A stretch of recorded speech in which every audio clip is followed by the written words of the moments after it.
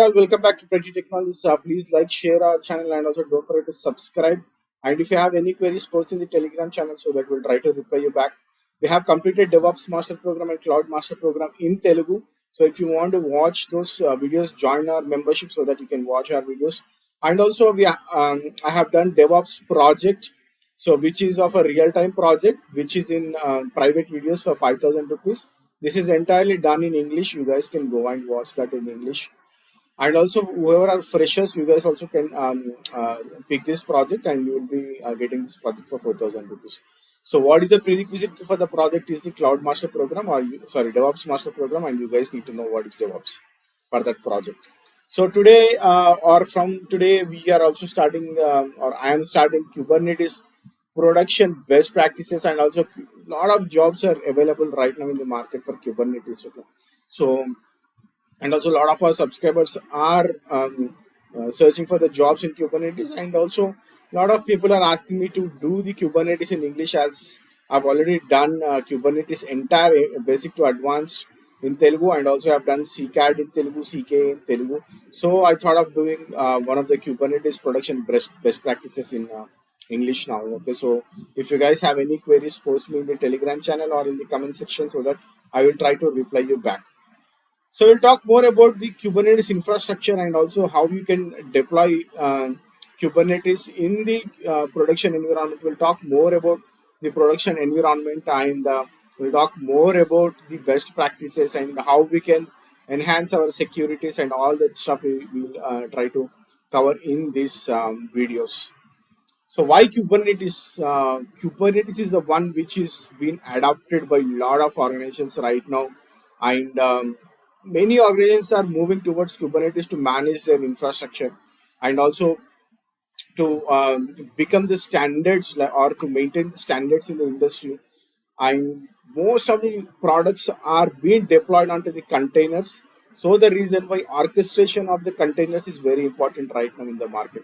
So the reason why most of the people are moving towards orchestration of the containers, that is managed distribution applications in cloud and on premise.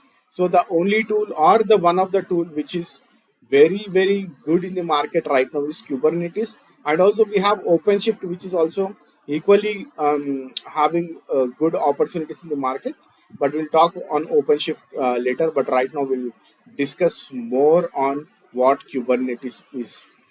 So who needs to be watching this video? Okay, so before watching this video, try to get an overview of Kubernetes, or if you guys know Telugu, you guys can go and watch in our channel, which I have done basics to advance of Kubernetes. So if you know a basic of what is Kubernetes, so that if you come into this video, you will know what exactly happens in the production environments. And also it is for the people who are already working, or who is migrating their applications to the cloud, or you are a person who is leading the cloud team, or you are one of the transformation leads or cloud transformation.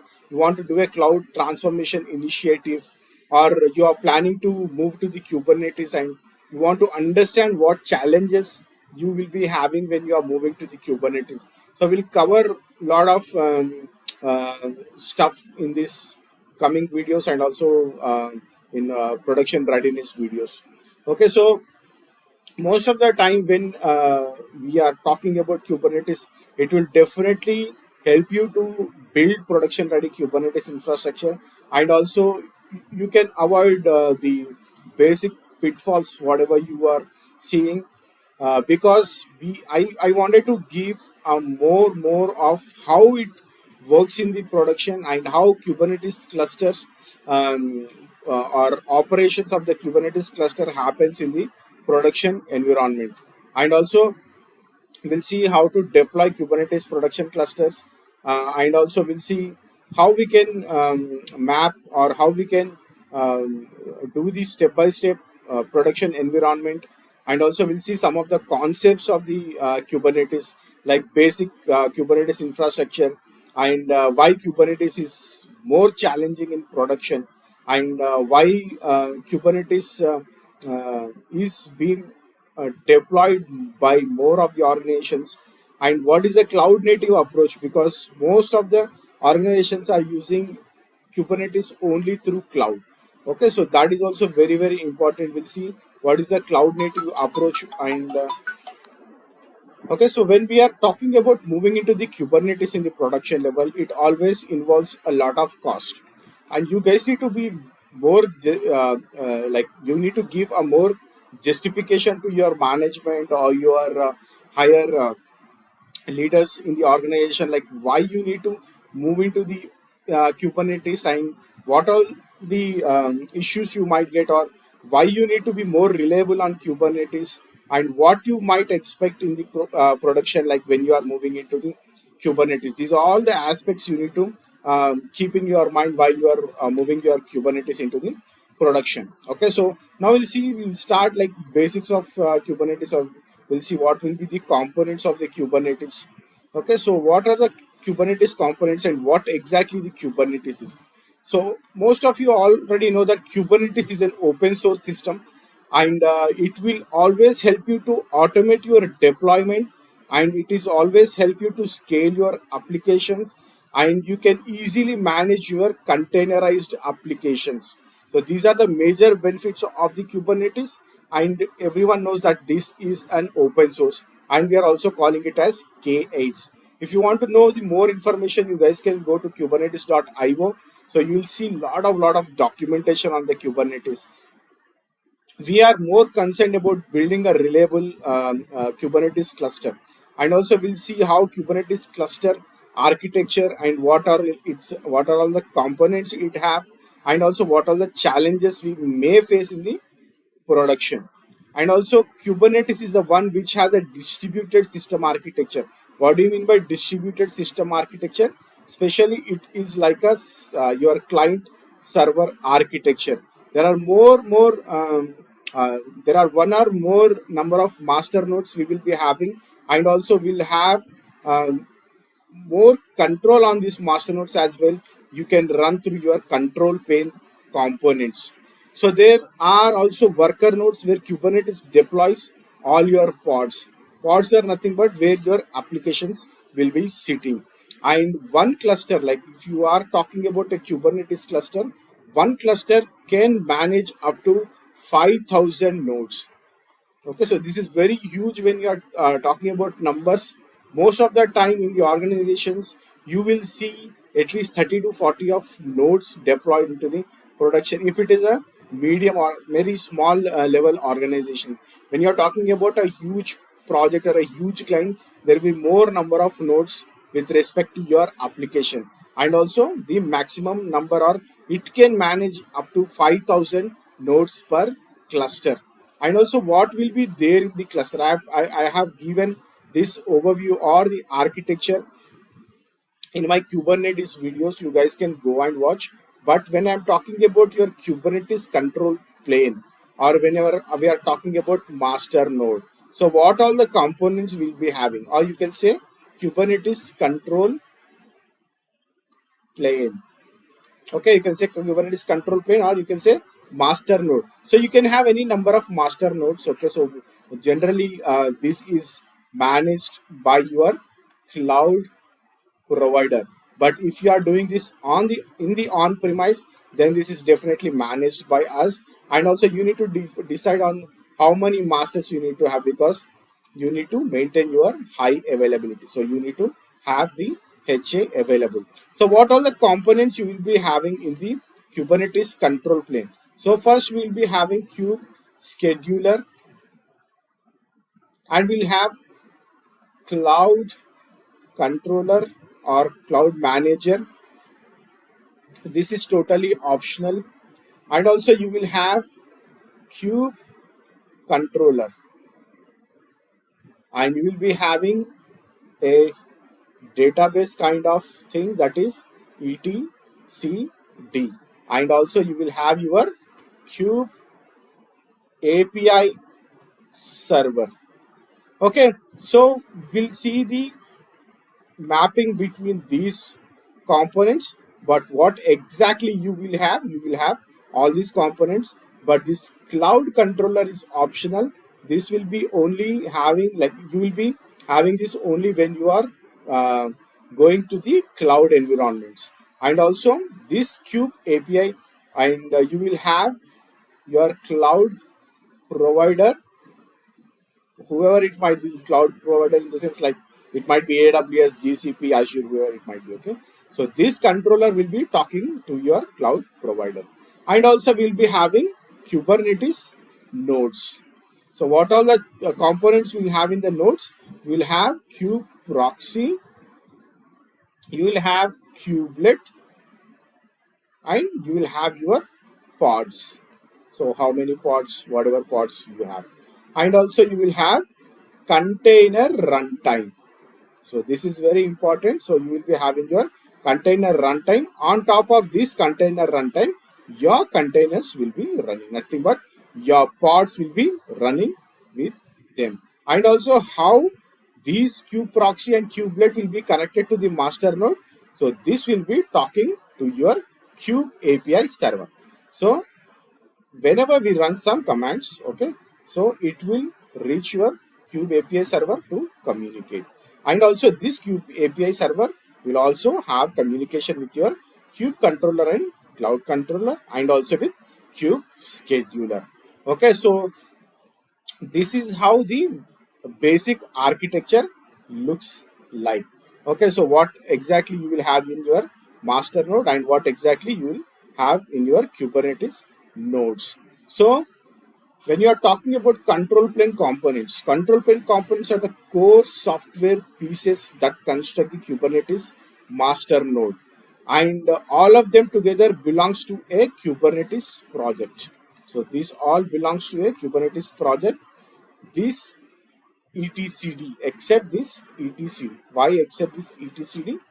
Okay, so these are all with combination of everything like kube scheduler, kube API, kube controller. We are calling it as a Kubernetes project, but etcd is the one which is deployed separately. Nothing but this is a separate project which was created and incorporated within the control plane components, and these components will are following distributed system architecture and can easily scale horizontally.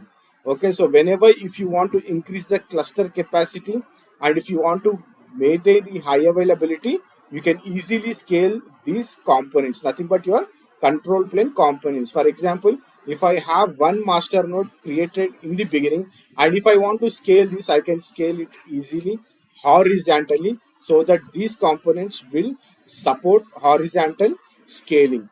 And what exactly this kube API server is doing?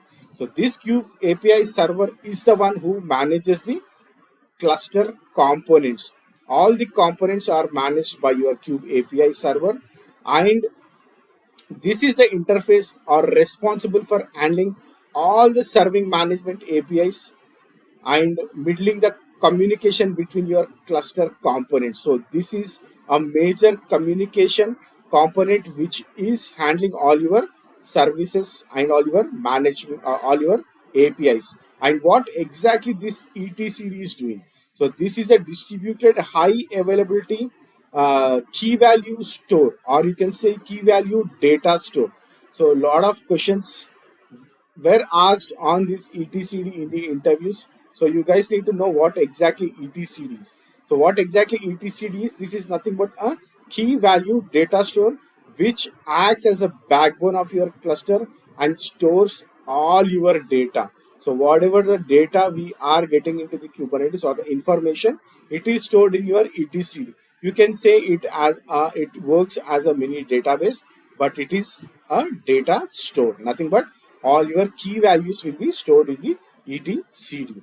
Next is kube controller. So what is the kube controller manager? So kube controller manager is the one which manages your controller process, which is nothing but you are controlling the cluster. For example, the node controller that controls the nodes, or the replication controller that controls the deployment, and the endpoint controller that controls your control services. So whatever the services or the deployments we are doing, everything is managed by your kube controller manager. And next component is your kube scheduler.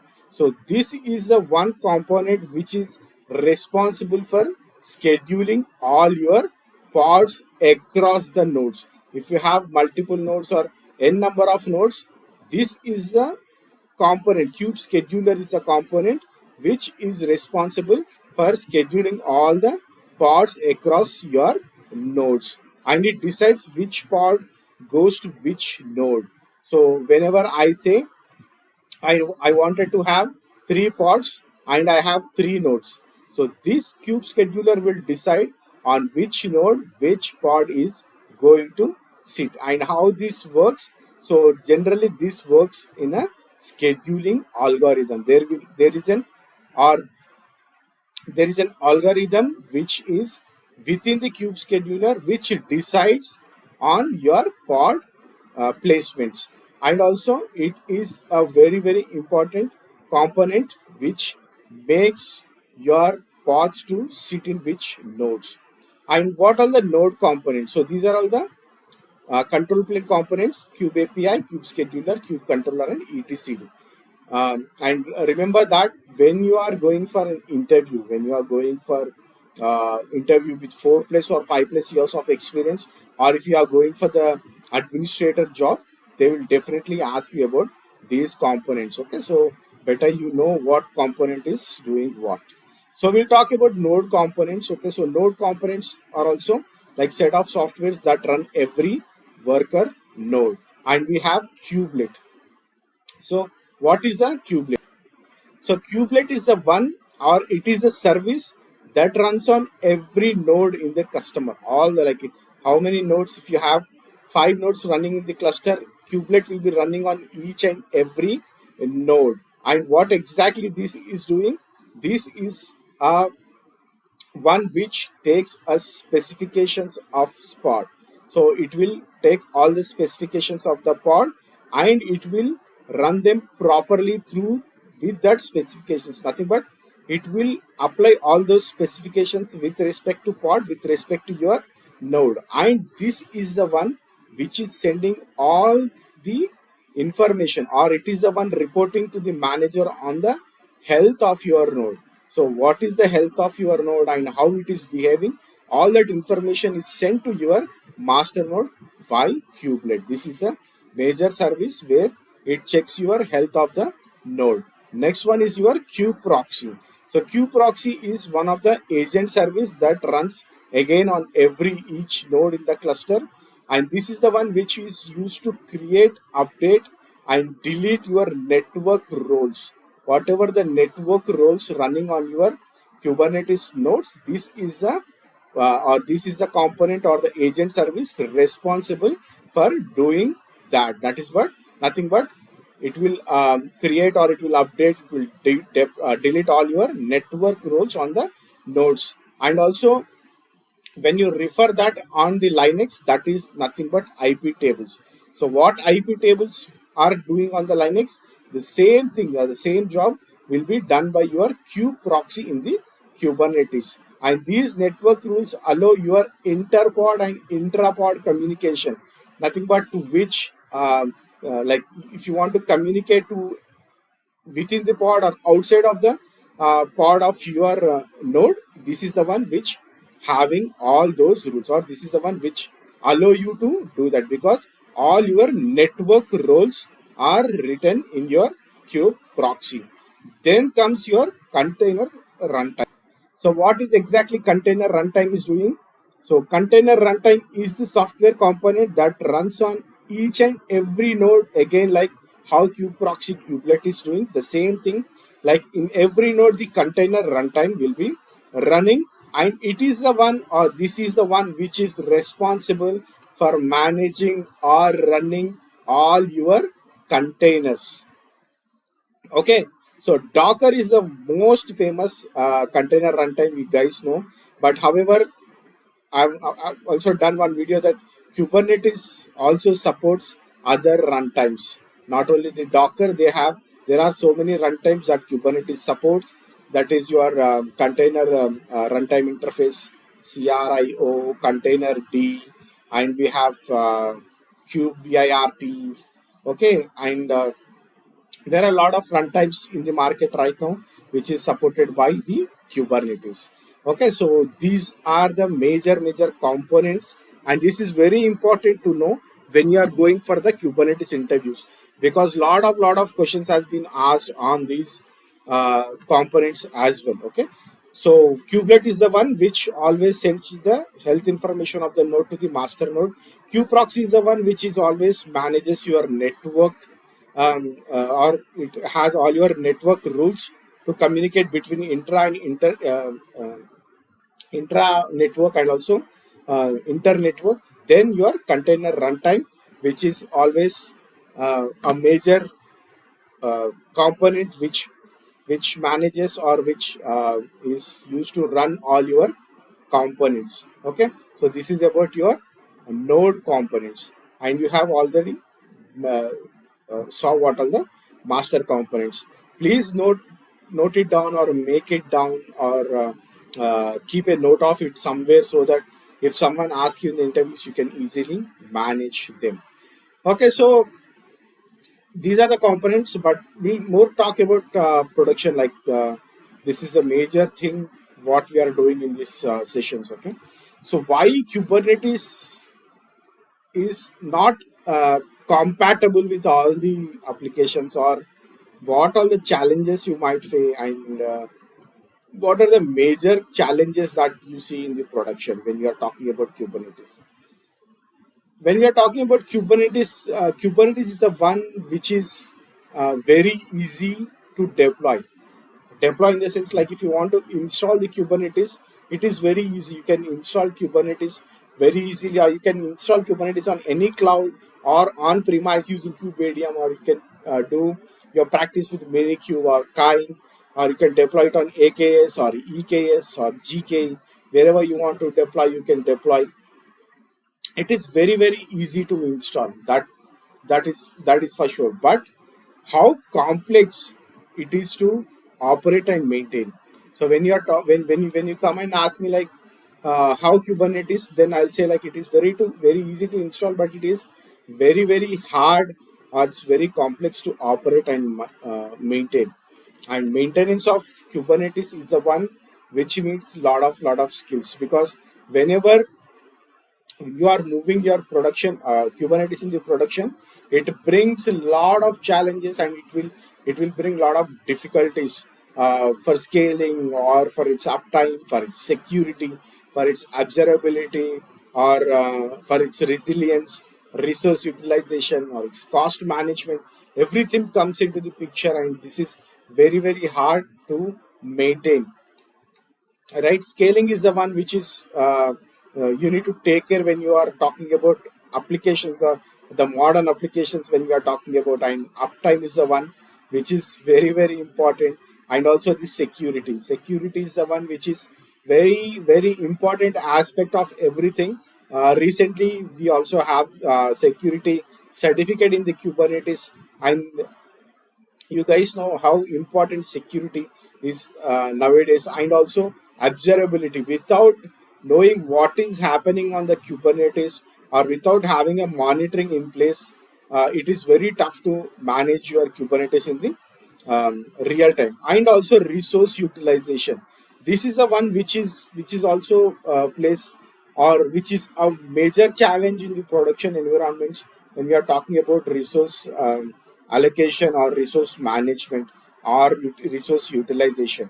And also cost management, you need to be very sure of what you are doing with respect to the cost, because when you are deploying your Kubernetes on the production, there are a lot of things that you need to be considered, like your node, your operating system, your what kind of resources you are taking, like what is the CPU, RAM, what is the storage you are taking, how much PVCs you might deploy, and what kind of application you are running. Okay, so there's a lot of things, a lot of challenges you might face with respect to your cost. And also Kubernetes is the one which is deployed in the production instead of these many challenges, because it is one which is solving all your container management, or this is the tool which is used for your orchestration. And also Kubernetes is the one which is deployed on the production because of vast usage of your microservices. Okay, so that is the reason why still we wanted to put Kubernetes in the production, even if we have lot of challenges. And also one more important thing in Kubernetes is which lacks or complete support is your IAM, that is your identity and access management. So identity and access management is the one which is also not extensively up to the mark or up to the mark in the Kubernetes. Okay, so still there are improvements needed with respect to the identity and access management, or with respect to your storage or image registries. Okay, so these are all the things which are still lacking in the Kubernetes, but still that we are coming up with different other solutions, because when we are talking the production, when we are talking about a production environment which is which is a huge environment or a bigger organization environment. So it always includes your databases, your IAM, and your messaging, your streaming, or your LDAPs. There are a lot of things that comes into the picture. Okay, so because Kubernetes cluster is the one which is deployed in the major organizations right now. And also bringing a Kubernetes cluster to production requires connecting it to the external infrastructure parts. Like I said, it might be your IAM, it might be your LDAP, it might be your messaging systems like IBM MQ or Kafka, it might be streaming platforms. Okay, so these are all the aspects that you need to keep in mind, like whenever you are deploying this into the production, because without these connecting or the external tools or external technology connections, we cannot deploy Kubernetes, or we cannot say that Kubernetes is 100%, because whenever we are talking about IAM, definitely we need to go for the LDAP. Whenever you are connecting to other messaging platforms or streaming platforms, that compatibility should be there. And also that is a bigger challenge when we see into Kubernetes. And also whenever you are moving into the cloud, or if you are working on a cloud transformation projects, you always expect Kubernetes to manage and integrate with the on-premise infrastructures and services. And this takes complexity. Okay, and this is a very complex thing that is being looked into the organizations, because I worked in a environment where we are moving everything into the cloud. So we think like whenever you are moving into the Kubernetes, you feel like, okay, so Kubernetes is the one which is going to manage everything. So or we expect that our applications, everything is entirely we are making and sitting that, or we are making to sit all our applications in the Kubernetes. But the major part comes is with your integration. So whenever if you want to integrate this environment, the Kubernetes environment, with your on-premise environment, this will create a lot of challenges. And these are the major challenges of organizations when they are moving from the normal on-premise to cloud environments. And also they wanted to have the communication between this on-premise and to the cloud environment. This is a very big challenge when you are moving or when you are doing a cloud transformation projects. And one more challenging part when you are talking about is adopting Kubernetes. Adopting Kubernetes is not so easy within the teams. Like we'll be always assuming that it will solve scaling and uptime problems that their applications have, but they usually do not plan for uh, day two issues, right? Because the cluster migrations or upgrades and also performance tuning, these are all the major challenges that we see in the Kubernetes. Because the upgrades of the Kubernetes or the new versions which are coming up in the Kubernetes are like, it will be every 6 months, and it is always a challenge that you make your cloud migration or cluster migrations or upgrades, immediate upgrades. And also when you see the performance issues, tuning of the performance is also a major challenge in the Kubernetes. And also when you are talking about the management issues, or when you're right now, we have talked a lot about the technical challenges. Okay, so these are all the technical challenges which we have discussed till now.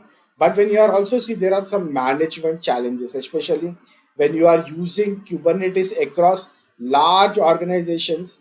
There will be having multiple teams, and if the organization is not well prepared to have the right team structure to operate and manage the Kubernetes, this will make you struggle or align with your standard tools or best practices, or even with your delivery workflows. Okay, so this will majorly impact because adoption of the Kubernetes is not so easy.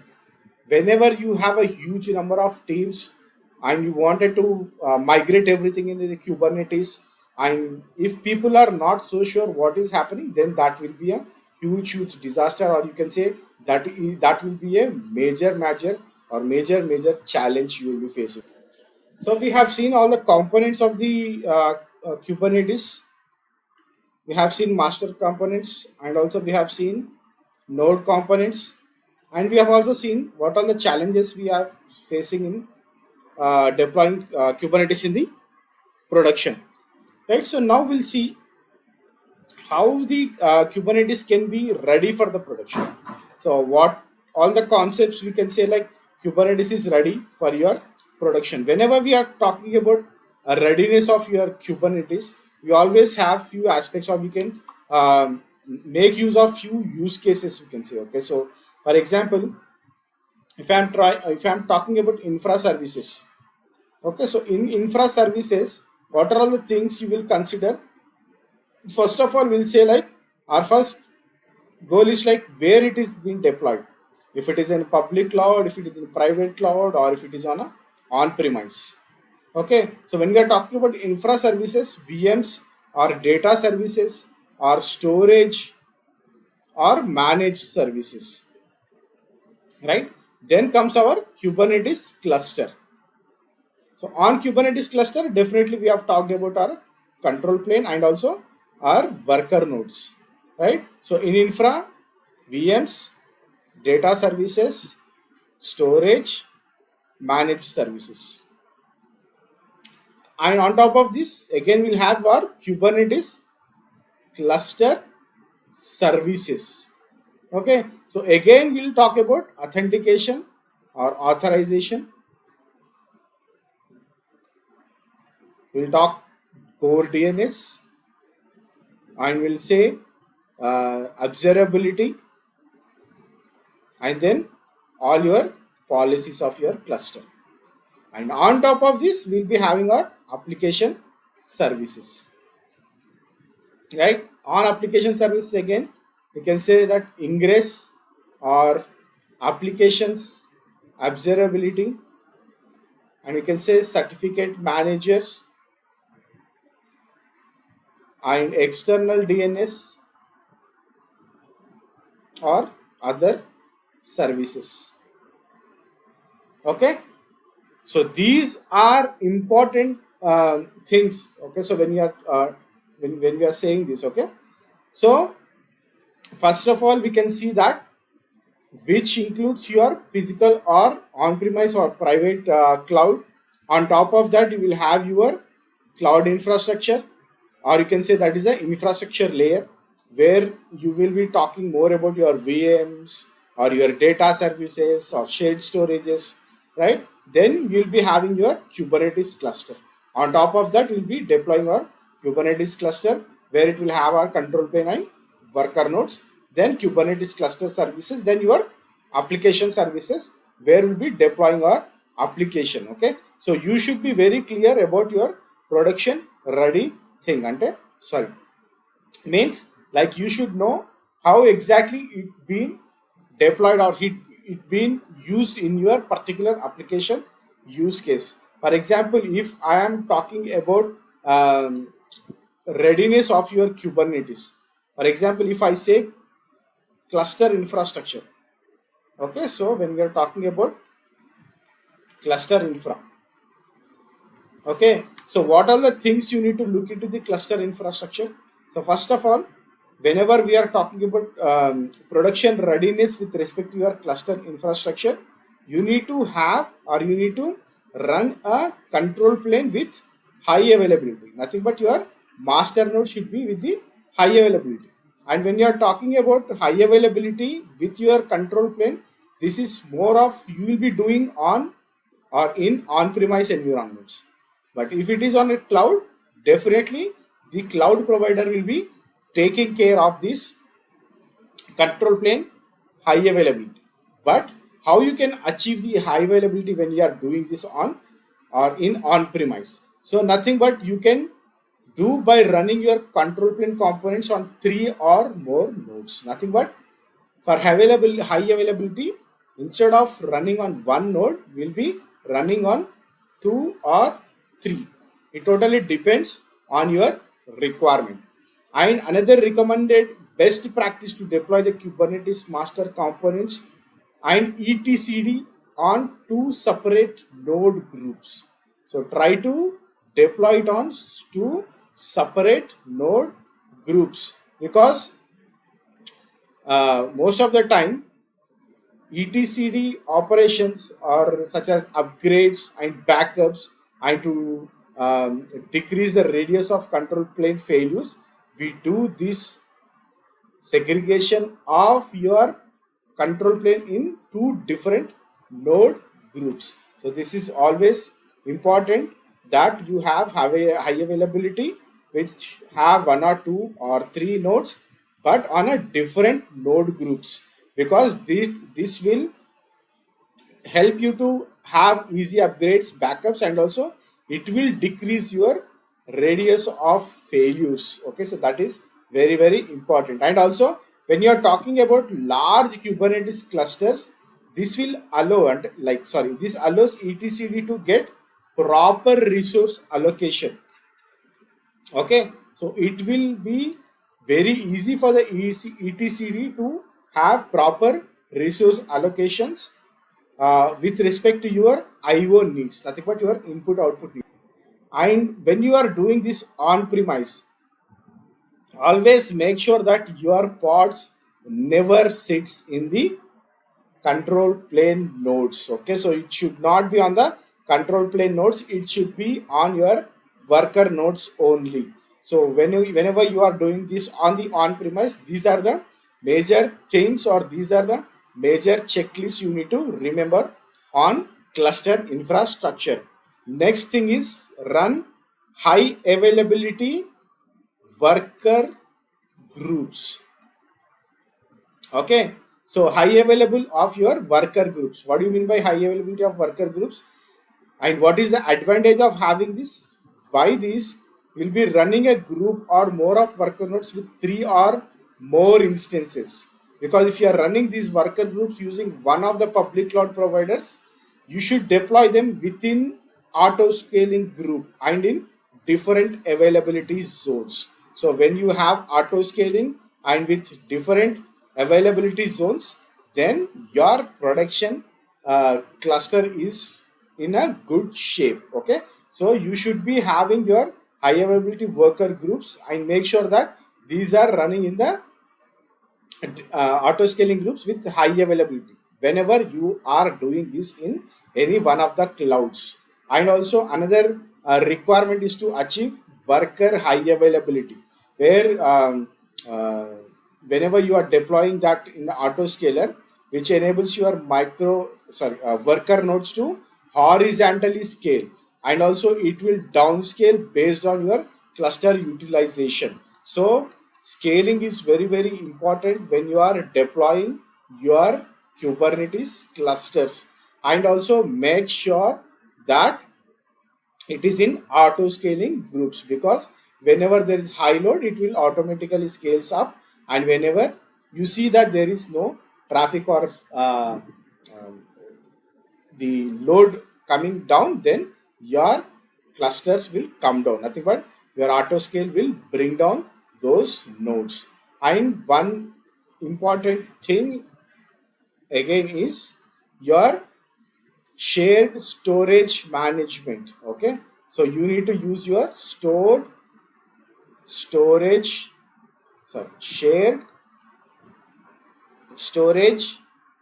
management solution. So what do you mean by shared storage management? You should always consider using one of the shared storage management solutions to manage your stateful set applications. That is like, for example, when you are talking about AWS, we always talk about EBS, Elastic Block Storage or Elastic File System. And when you are talking in Google, it will be Google Persistent Disk or Azure Disk Storage. So these are all the shared storage management solutions which will help you to persist the data, and it will always help you to manage your stateful set applications. And there is no uh, what do you say, there is no defined solution like you have to use this or you have to use this storage only, but it always depends on your application use case and requirement. When you have your stateful set applications, it is always recommended to have shared storage management like EBS, EFS or Azure Disk Storage, right? So next thing is deploy your infrastructure observability. Okay, so these days this is very very important. If you have your observability stack, what do you mean by observability stack? Like whenever you're collecting logs, metrics on your infra level, nothing but on your nodes, on your network, on your storage, or other components, it is always essential for monitoring your cluster infrastructure and also to get useful insights about what and how cluster is performing, and how cluster is utilizing the resources, and what are the outages you are seeing, and how you go and troubleshoot those outages using your observability. And also it is very important that you deploy a monitoring and alerting stack. For example, your Prometheus and Grafana, we have node exporter, or you have elastic stack, central logging stack, and there are lot of things you can consider, such as Datadog, New Relic, App Dynamics. Okay, so there are lot of tools in the market when you are talking about observability. Okay, so it is always important to have these four. Okay, control plane high availability, and you have high availability of your worker nodes. Then you have shared storage management. Then you need to have a proper observability stack in place. Okay, so these are very very important with respect to your cluster infrastructure. Okay, so till now we talked about cluster infrastructure. Okay, so these are the four things you need to remember. Now we'll talk about cluster services. Okay, so what are the things you need to remember when you are talking about cluster services? So in cluster services, you need to control the access. Okay, so how you are controlling your cluster access is very very important, because Kubernetes always introduces with your authentication and authorization choices, and it will always let you or the cluster admin configure them according to your needs. Okay, according to your needs you can deploy your authentication and authorization models. And as a best practice, you should always ensure that authentication and authorization configurations is tuned and which should be in place when you are deploying your Kubernetes cluster, or else you can integrate with your LDAP or OpenID Connect or with your AWS IAM. Okay, so this is always a choice where you can go and have your authentications in place, but controlling your cluster access is a major important thing when you are talking about authentication and authorization. And for authorizations, you should enable RBAC. Okay, so what do you mean by RBAC? Role based access control, or ABAC. ABAC is nothing but attribute based access control. And also you can enable your webhooks. Okay, so managing or controlling the cluster access is always a important part when you're talking about your cluster services. Next thing is to have the hardening the default pod security policy. You might have already heard PSP. PSP is nothing but pod security policy, and you have to harden this security. Nothing but PSP is a Kubernetes resource, and this is used to ensure your pod has met specific requirements before getting created. So whenever you are creating a pod, PSP always checks whether your pod meets a specific requirement, and also it is always recommended that you limit any privileged pod within the kube system namespace. Okay, so never or it is always better you limit any privileged pods. You don't want to deploy any pods on the kube system namespace, because for all other namespace that host your application pods, it is always recommended to assigning a restrictive default PSP. Okay, so it is always important that your PSP is hardened with a proper security. I never don't I like never try to deploy your privileged pods on the kube system namespace. That is one of the options you have with respect to your kube cluster services. Next third one is whenever we are talking about policies and rules, it is always important that you have some custom policies and rules in place with respect to your Kubernetes cluster, because even if you have a large or multi-tenant cluster or the single cluster, it is always important that you have policies and rules in place. And whenever if you want to make custom rules,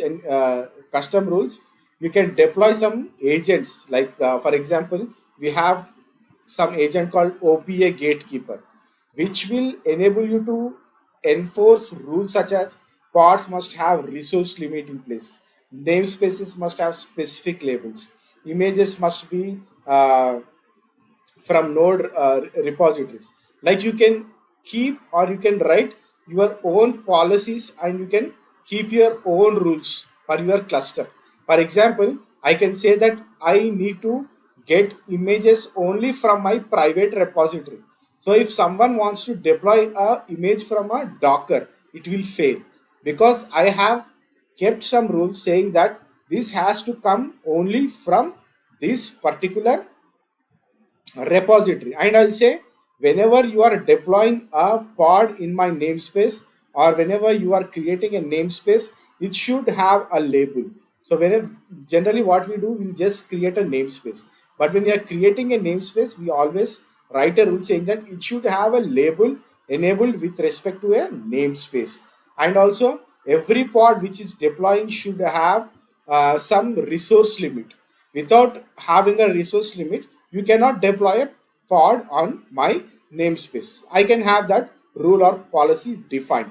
So this is always important that you have your custom policies and rules defined on your Kubernetes with respect to your Kubernetes services. Okay, so next is your cluster DNS. It is always important that you deploy the cluster DNS and also fine tune it. Okay, so running a DNS for Kubernetes cluster is always essential for your naming resolution and service connectivity. So whenever we are talking about managed Kubernetes, it is always comes with a cluster DNS pre-deployed. But it is always important that for self-management clusters, you should consider deploying core DNS. So whenever you have self-managed cluster, nothing but whenever you have your on-premise clusters, it is always important that you have core DNS as a best practice. And also you should fine tune that to avoid errors and also failures, because it will always important to fine tune your core DNS, which will also impact your performance. Okay, so to optimize that performance, you should fine tune your uh, DNS, nothing but your core DNS. This is when you deploy your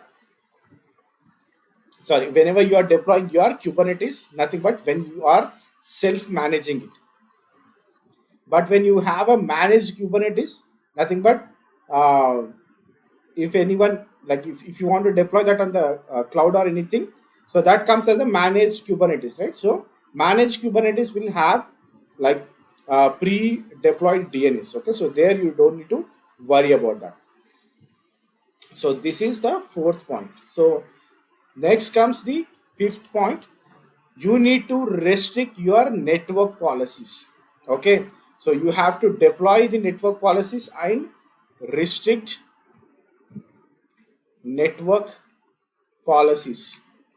And also one like Kubernetes is the one which allows all the traffic between pods inside a single cluster. If you have a single cluster, you can manage the traffic between the pods. And always remember that this behavior is always insecure when you're talking about multi-tenant clusters. And as a best practice, you need to enable network policies in your cluster and create deny all default policy to block all traffic. Okay, so make a deny all default policy so that whenever you create network policies with less restrictives like ingress egress rules to allow the traffic whenever it is needed for between your specific pods.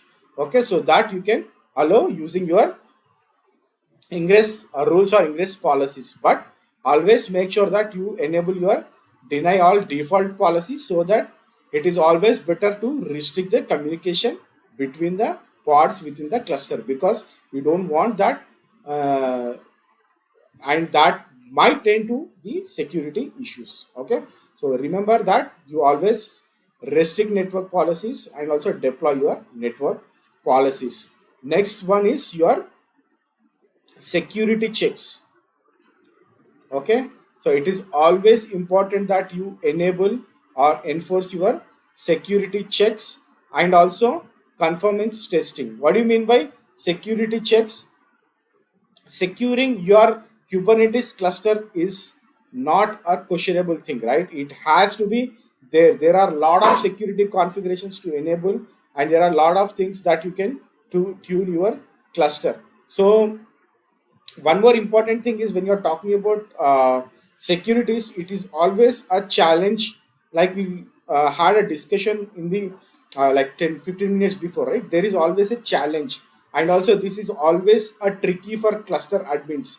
But there are different types of tools that can scan your cluster configuration, and also it will assess and ensure that it is secure and meets the security requirements.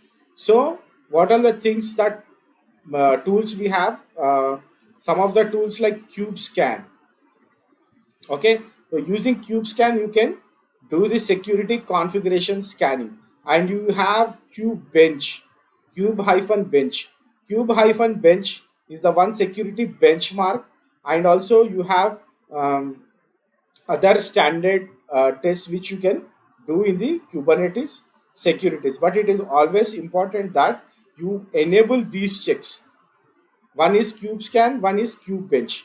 Because as a Kube administrator or a Kubernetes administrator, you cannot create one or you cannot design one as is, and you cannot deploy that security check, because we already have few scannings tools in place that you can definitely use. One is Cube-Scan, one is to check the Kube configurations, another is Cube-Bench, which is for security benchmarks.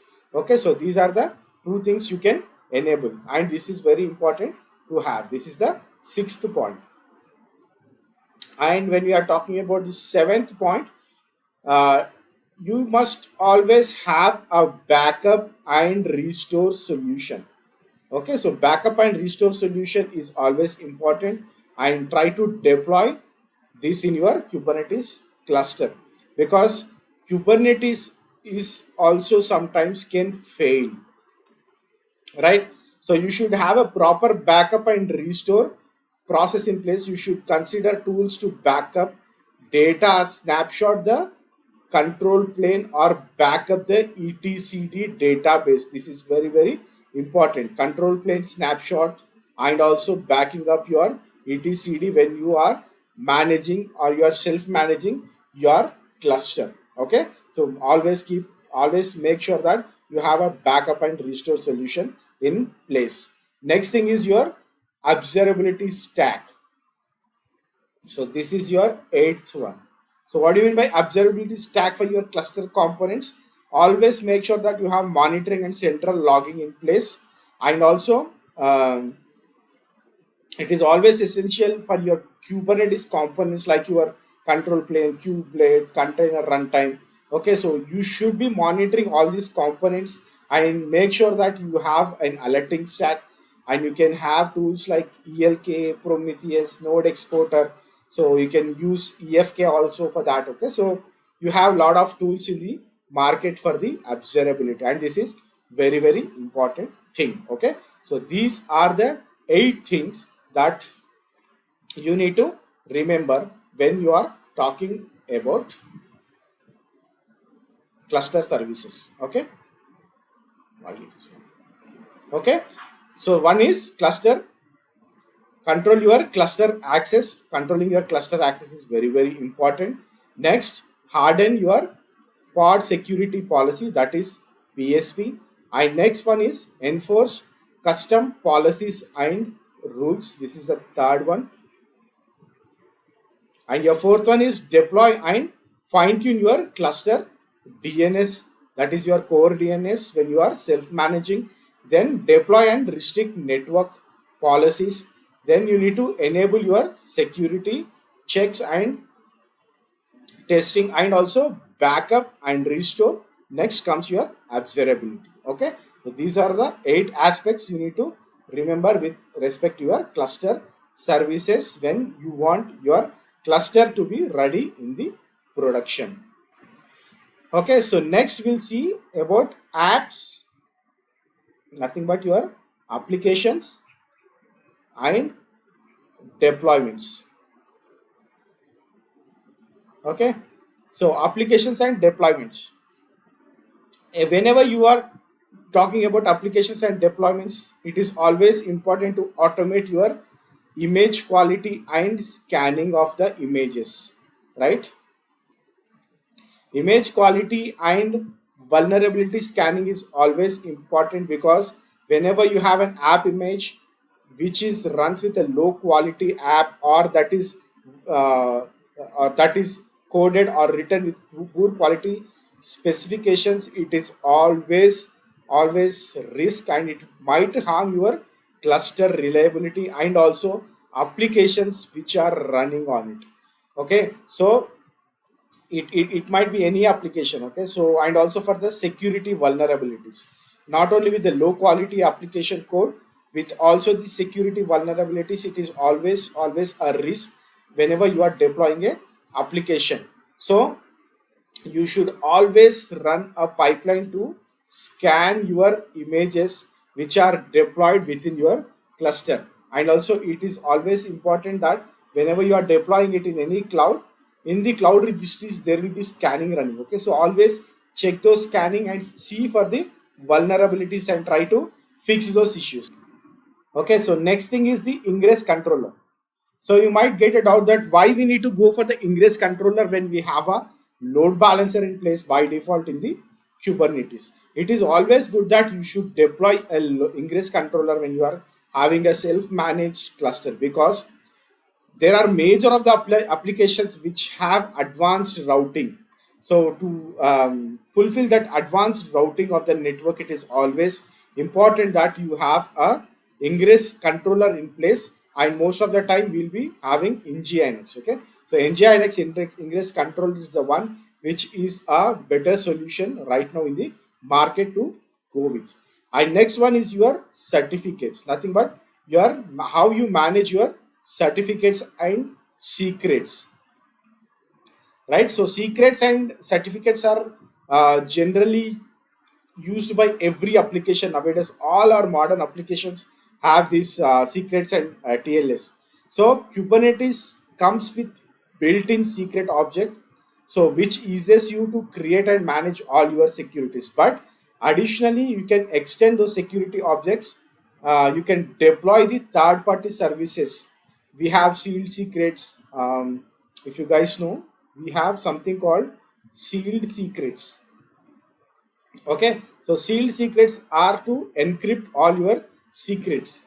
And also you have cert hyphen manager, which will automate your certification to provide your certificates. Cert hyphen manager. Okay, so you can also deploy these third party tools where you can manage your certificates and secrets in proper way. Okay, and also you can do the encryption by using cert or sealed secrets, and also you can use vault. Okay, so vault is the one which is used like majorly used in the organization stack. Next one is again your fourth one is your observability. Okay, so observability stack is very important. Again, you can go with any one of the observability stacks with ELK or anything. And if you want to go for the monitoring or such kind, you can go for New Relic, APM, Datadog, App Dynamics. Okay, so there are a lot of monitoring agent or monitoring tools which are in the market right now.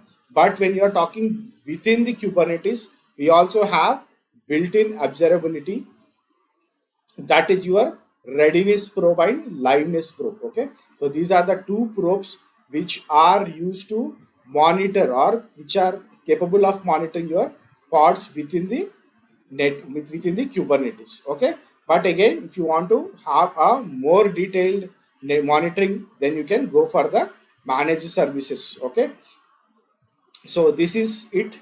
Okay, so for the application side deployments, and these are very important with respect to your production readiness. So we have seen the use case. Okay, with respect to the use case, I have given you the production readiness with your respect to the cluster infra, like run high availability control plane, run a high availability worker groups, and use shared storage management, deploy infrastructure observability. And in cluster services, we have seen cluster access, we have PSP, we have seen policies and rules, we have seen cluster DNS, restrict network policies, and enforce some checks using kubescan, kubebench, and have your backup and restore on etcd and control planes.